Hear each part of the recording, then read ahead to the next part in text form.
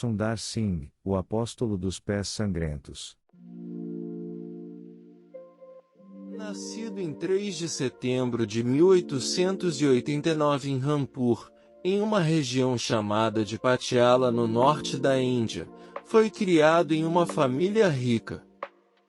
Sundar foi educado sobre os ensinamentos do hinduísmo e junto com seus pais frequentava os templos hindus.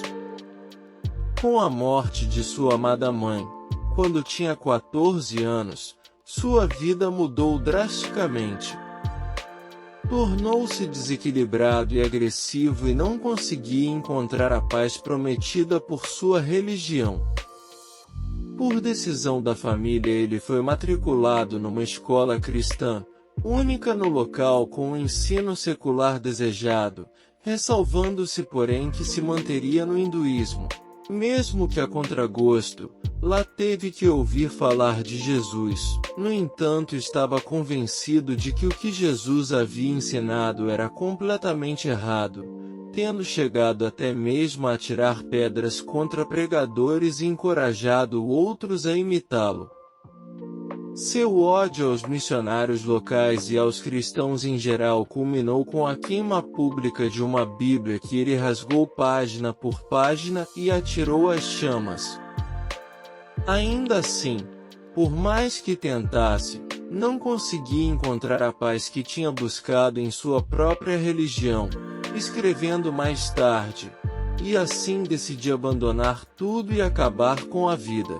3 dias depois de queimar a Bíblia, levantei-me às 3 horas da manhã, tomei o banho usual e orei: ó Deus, se é que Deus existe, mostra-me o caminho certo ou eu me mato.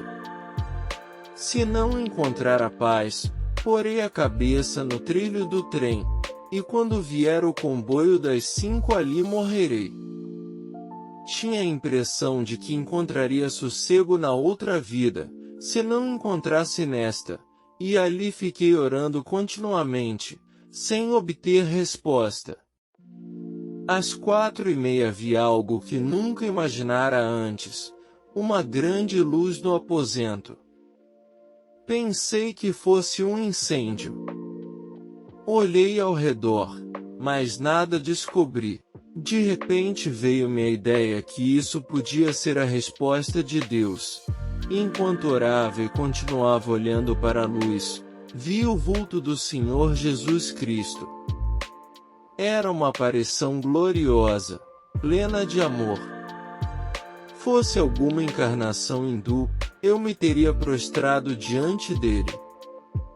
Mas era o Senhor Jesus Cristo que poucos dias antes eu insultara. Senti que essa visão não poderia ser fruto da imaginação.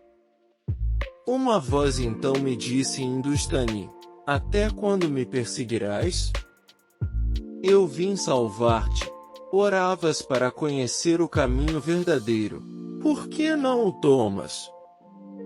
Veio-me à mente uma ideia: Jesus Cristo não está morto, mas vive, e este é Ele mesmo. Caí a seus pés e senti a paz maravilhosa que não havia encontrado em nenhum outro lugar. Era essa paz que eu buscava. Aquilo era o próprio céu. Quando me levantei, a visão tinha desaparecido, mas a paz e a alegria permaneceram comigo para sempre. Saí e fui dizer ao meu pai que me fizera cristão. Ele me respondeu: vai deitar-te e dormir, anteontem mesmo tu queimavas a Bíblia. Como me vens agora dizer que és cristão? Respondi: agora sei que Jesus Cristo está vivo e decidi segui-lo. Hoje tornei-me seu discípulo e passei a servi-lo. Sundar queria ser batizado, e embora sua família tentasse impedi-lo, ele estava determinado. Em 1905, em seu aniversário de 16 anos, foi finalmente batizado em uma igreja inglesa, em Simla. Tendo se tornado um cristão, Foi renegado pelo pai e condenado ao ostracismo por sua família. Em 16 de outubro de 1905, Sundar, vestindo uma túnica amarela para parecer com um sadhu, um asceta hindu, descalço e sem provisões, carregando apenas um Novo Testamento, reiniciou sua vida nômade indo de aldeia em aldeia, mas desta vez seguindo os passos de Jesus. Ele estava convencido de que esta era a melhor maneira de apresentar o Evangelho ao seu povo, vestindo-se como um monge andarilho. Também queria ser livre para se dedicar ao Senhor, e deste momento em diante a vida de Sundar Singh tornou-se mais semelhante à de Cristo. Eu não sou digno de seguir os passos do meu Senhor, ele disse, mas como ele, eu quero ser sem lar, sem posses. Como ele eu pertenço à estrada, compartilhando o sofrimento do meu povo, comendo com os quem me dão abrigo, e contando a todas as pessoas sobre o amor de Deus. Abandonado pela família e pelos amigos, tornou-se evangelista itinerante, tendo atravessado o Himalaia várias vezes, sob frio intenso, atacado por feras e salteadores, com o propósito de levar a palavra a quem vivia na mais crassa ignorância das coisas de Deus. Pregou depois na Inglaterra, em diversos países da Europa e nos Estados Unidos. Sundar Singh passou por muitas experiências de feroz perseguição por conta do cristianismo que pregava. Foi na cidade de Hazar que o jovem pregador primeiro travou conhecimento com a perseguição que iria sofrer doravante. Ao começar a pregação, alguém na multidão gritou que o santo homem queria mudar a religião deles e que a roupa que vestia não passava de disfarce. Os resmungos e os empurrões se avolumaram e cobriam-lhe a voz, e por fim empurraram-no para a casa do lama, que era a autoridade espiritual da cidade. Interrogado, disse a que vinha, mas quando tentou recomeçar a prédica, o lama, com um gesto feroz, pronunciou a sentença condenatória e a multidão arrastou-o para o local da execução. No caminho, entre ameaças e insultos, um budista mais exaltado deu-lhe uma cacetada que inutilizou temporariamente seu braço. Detiveram-no junto de um poço seco que abria para o céu sua boca ameaçadora e fúnebre, com um cheiro nauseante de carne podre exalando do seu interior. Despiram-no e o jogaram no interior do buraco, onde havia grande quantidade, tanto de ossos de homens há muito sepultados, quanto de corpos em putrefação. Quando olhou para o alto, o círculo onde as faces ferozes dos inimigos se inclinavam para vê-lo, desapareceu, pois a boca do poço havia sido trancada, e o sadhu viu-se só no que podia ser chamado de Vale da Sombra da Morte. Mas não estava ele a serviço de Cristo? E por que Cristo não se manifestava, convertendo almas? As horas perderam a realidade para o moço cuja alma se debatia entre o gozo de sofrer por Cristo e a dúvida. O tempo transformou-se numa planície gelada e sem fim, e assim se passaram 3 dias. Inerte, sentado entre os ossos e os cadáveres, aguardava a morte, quando a boca do poço se abriu e um vulto irreconhecível surgiu, negro contra o céu da noite. A voz, ampliada, era como o trovão, ordenando-lhe que agarrasse a ponta da corda. Tateando, encontrou-a e agarrou-se a ela como pôde.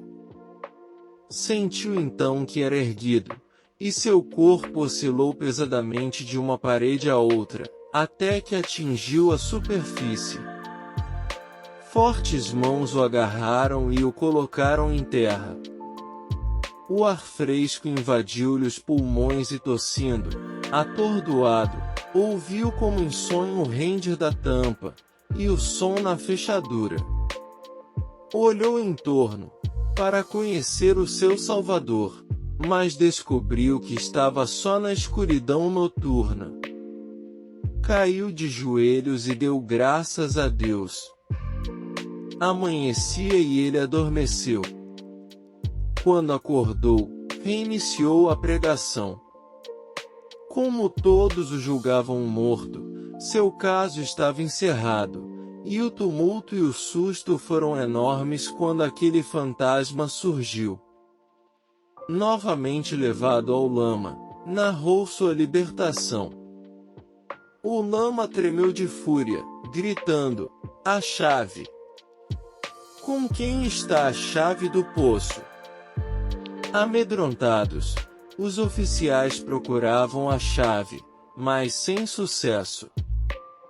Afinal, um dos presentes fez em voz baixa uma observação medrosa e, instantes depois, acompanhando os olhares, o lama levou a mão ao cinto, onde encontrou a chave. Sundar Singh foi expulso sem maiores violências e continuou a jornada.